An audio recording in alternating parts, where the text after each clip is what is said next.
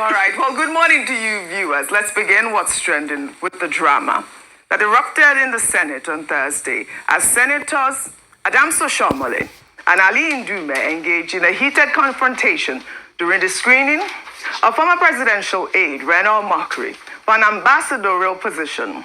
The tension began when Oshiomhole attempted to defend Omokri's nomination, praising him as a pragmatist who serves Nigeria's interests. However, Ndume insisted on following proper Senate procedure, triggering a sharp exchange. Let's take a look. My name is Reno Omokri. I was a special assistant to the president on new media. I'm an author, and I'm glad to be here. Thank you for having me. Until you are called, you cannot shut me down. No, he's not talking to you. I have the authority of the chairman. Please go ahead. Chairman, you cannot exercise power that you don't have. You don't exercise power that I is want to wrong. thank you, Senate leader and my colleagues. I cannot be frustrated by people who go here and there. And here I will proudly say I was a governor, which is a head of a subnational government. And so when I talk, those who are not the governors should listen. Governors come to Senate. You have to have, Governors, you struggle to Your Excellency, the power of example that he is a pragmatist. He is not detained by old feelings. You may have doubt, suspicion about anyone until you have the opportunity to so perform. Indeed, you don't know anyone until you give him the driver's, you hand over to him the steering of a vehicle. This young man has shown that where he sees a compelling evidence in the interest of the Nigerian nation, he will not be ashamed to say that I was wrong in my assumption. From what I have seen, this man is working, and he deserves the support of all those who want progressive governance. Senator Oshiomhole there put his full weight behind Reno Omokri. Well, Omokri was eventually cleared and asked to take a bow and go. The senators' clash highlights the controversy surrounding Omokri's nomination, given his history as a vocal critic of President Tinubu during the 2023 election. And I'll take some reactions. Can I have this person wrote, Senate clears Omokri as ambassador. The same guy who called Tinubu drug lord last year, bro went from Twitter troll to diplomatic flex. Naija politics, where enemies upgrade to envoys. Well, another ex-user, if you can have the other ex-users post on X, wrote, my respect for Reno is rooted in my realization that he has an excellent command of economic and historical facts and figures, among other interests, especially as they pertain to Nigeria. He's an asset to any administration he supports. Reno will be a good representative of Nigeria. And finally, another ex-user wrote, Senator Adams should know that executive power is dead on arrival in the Senate. The I was a former governor statement is nothing but political intimidation, and as expected, none of the senators bought it. He should do better next time. Nigerians are always watching. And that rancor was quite loud, right? And I'll take this final ex-user, Ayejola, who wrote on X, they wrote, they can't even listen to themselves. They don't ever allow each other conclude. How can these people listen to the plight of an ordinary Nigerian, always eager to flex power, even against each other? It was quite a rowdy session. Before I come to you, I'd also like your thoughts on Reno Omokri, being cleared, and of course, the kind of eruption that occurred in Senate. Meanwhile, the Senate Committee on Foreign Affairs granted the take a bow and go privilege to several female ambassadorial nominees, including former Senator Grace Bent and former Oyo First Lady Florence Ajimobi. The screening, which entered its second day on Thursday, saw the female ambassadorial nominees asked to simply introduce themselves and exit without rigorous questioning. Let's take a look. My name is Fatima Florence Ajimobi, wife of late Senator Abiola Ajimobi from Oyo State. I appear before... Finish. We all know you. Finish. Thank you. My name is Erelu Angela Ayodele Adebayo. Thank you. My name is Oluwajimeka Ayotunwa Olumilua, the wife of the former governor of Old Ondo State, Evangelist Bamidele Ishola Olumilua. Senator Professor Nora Ladi Dadut of the 9th Assembly. And I am glad to be here from Plateau State. 9th Assembly, take a bow and go. All right, take a bow and go. But you know, Senate Leader Okoyemi Bamidele defended the bow and go procedure, saying that it applies to individuals with established and verifiable records of service, adding that, their legislative history and public profile are already well known to lawmakers. The inclusion of accomplished women in Nigeria's diplomatic corps represents an important step towards gender balance in foreign service.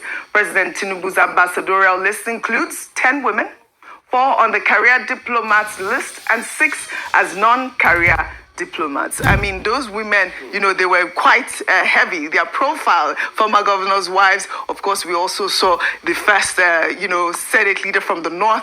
I think it's Grace Bent as well. Your thoughts? Okay, so I think they deprived Nigerians of an opportunity to listen to people who would go on to represent the country in the foreign missions. I'd said, you mean with the bow and with the bow and go, yes, and I'd call them, all those that they're allowed to bow and go, bow and go, Senate, take a bow, Senate. And the explanation that Senate Leader Okoyemi Bamidele gave is a departure from what the President of the Senate, Akpabio, said when there was a suggestion for the Minister of Defense to bow and go. He said that it was such an important role. So it wasn't because his public records his records were not in the public, or we didn't know what his antecedents or his experience was. It was the fact that Nigerians deserved to ask questions based on the specific new role they were about to take. With the women, I appreciate and admire most, if not all, of the women who have been nominated. And that's why I wish that Nigerians also got the opportunity to listen to their ideas, to have an opportunity to encounter their brilliance. And we were robbed of that again because they said, take a bow and go. Whilst it looks like a nice way to support all women, but I do think that sometimes it undermines the intellectual capacity and the experiences of women, because sometimes what it then means is that you feel like a woman got her position because she's a woman, or they just allowed her to have an easy way out. And so whilst I like the fact that we're able to recognize the point of how much contribution they have made, I feel like they came. Imagine if you have prepared, you read all night, you've done your homework, and you come and they just say bow and go. If it were me, I would find it particularly insulting. I felt like they came to that table with an opportunity to show Nigerians that they're not just there as a token, but because they deserve that position. And I don't think there's any woman there who doesn't. Now, going to Omokri, based on the backlash following his nomination, if there was anybody else, there were a few names that specifically ought to have been asked questions, especially because a number of Nigerians, thought leaders, had presented opinions around their candidature or around their nomination. One is Reno Omokri. The other, Professor Yakubu, former INEC chairman. The other, Chief Femi Fani-Kayode. What would it have taken these senators to have asked them questions around some of the misgivings of Nigerians, just again to reassure Nigerians that they are doing their work? And that's why I support, in some quarters, some people say that it's almost like a slap on the face of Nigerians. We don't care what you think or not. We have made up our minds, and the backlash doesn't matter. Now, the senators are there on the mandate of the people who elected them, on the members of their senatorial district. They deserve an answer. For as many as has raised their voices to ask questions around the integrity of the person, around their personal, personal allegations of even domestic violence. These are people that are going to go out to foreign missions and represent, carry on their shoulders the weight of the reputation of an entire nation. And I believe that where we thought the senators would save the day, following the president's controversial nomination list, they fell flat on their face, and it's quite a disappointment. Yes, Rufai, you had something to say about it. So, you see, my fear is the mockery we've become as a nation and the mockery of democracy. Is that a pun? No. It's the mockery of democracy. No, I'm asking whether it's a poem. No, I'm making a clear statement that the mockery of democracy. She talked about Reno Omokri, and you are talking about mockery. I'm talking about the mockery of democracy, and I'm going to elucidate with some rhymes, right? Omokri. I'm going to elucidate with some empirical facts. Okay. You see, we have turned government job and screening as though it's something that we should do with a laissez-faire attitude, which is wrong. You see, we claim we copied things from America, but what we did not copy is the rigor at which we screen government officials. While I was speaking, I was just checking how many hours did Rex Tillerson's screening take, because I remember that screening particularly because I watched it. He was screened for 9 hours by the Foreign Affairs Committee. See, if you are to compare Rex Tillerson in terms of profile, he beats everybody that was nominated on this ambassadorial list. You know why? He was the chairman and the head of an international oil behemoth. None of them control the kind of business expansion that Rex Tillerson controlled. But despite the fact that he was the chairman of Mobil, he was still screened for 9 hours. If it was Nigeria, they would say, oh, he's a chairman of a company like Mobil, a world multinational. Let him go and take a bow. But we use because of the personality of people and say, let them take a bow, which is wrong in the first place. We could have allowed those our lovely, great, valiant women to express themselves. It would have been lovely to see. You see, Ayo, so I made mention, and they're so intelligent. Yeah. I made mention of Bukola Saraki being the only Senate in recent time that had that similitude of rigor. All right. Was because you remember the Bukola Saraki ministerial screening where you had the Amechi situation that went on for hours, where you even had Aisha Abubakar that couldn't talk about her portfolio, that cried out and was stepped down. All right. She was a woman. So what happened to us? So some will say, okay, Bukola Saraki had his own squabbles with Buhari government and all of that. He was fighting for political survival and all of that.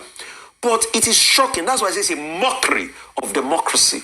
Mockery of democracy. The way we now take critical national positions, the screen of critical national solution as joke and laissez-faire.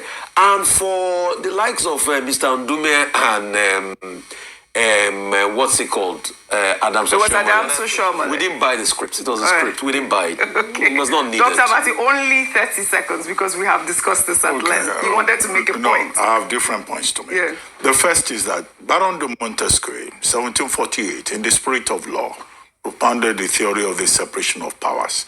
This National Assembly does not seem to convince us at all that it understands that principle. At all.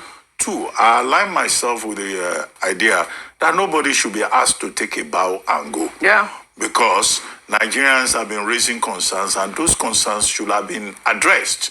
Emmanuel, the man from Ekiti State, he was asked to even name the 3 senators representing him. He could only name 2 of them. So why is his own an exception? Number 3, you made the statement that these are distinguished women, competent women. I don't know that. You don't become a distinguished and a competent woman and worthy of ambassadorial designate so because you were a veteran in the bedroom. Because so are you doubting?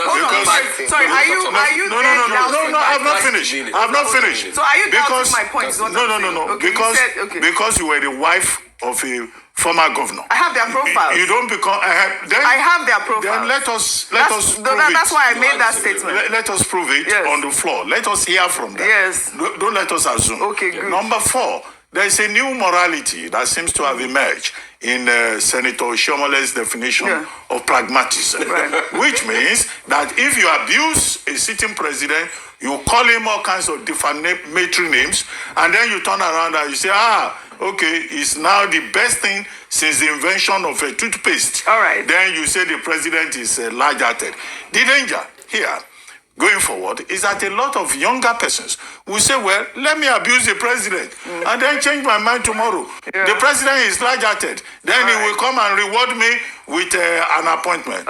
Final point is that one of the senators said it does not stop at the committee level, that it will still go to plenary. We hope that the Senate will take advantage of that and present on the floor of this plenary a more rigorous process. And they should count votes, not vote, not voice vote. They must count. We must know the senators that voted in favor of every ambassador. Please, I beg. No problem. I want to restate my point, Dr. Abati. Those women are intelligent. Yes. They deserve their roles because I have their profile. So that's really why I made that statement. I'm just standing on my statement. I'm standing on my ground. And then also, let them be interrogated. And also, let them be interrogated. there's beauty in forgiveness. I'm not vouching for Reno Omokri, even though he's from my state.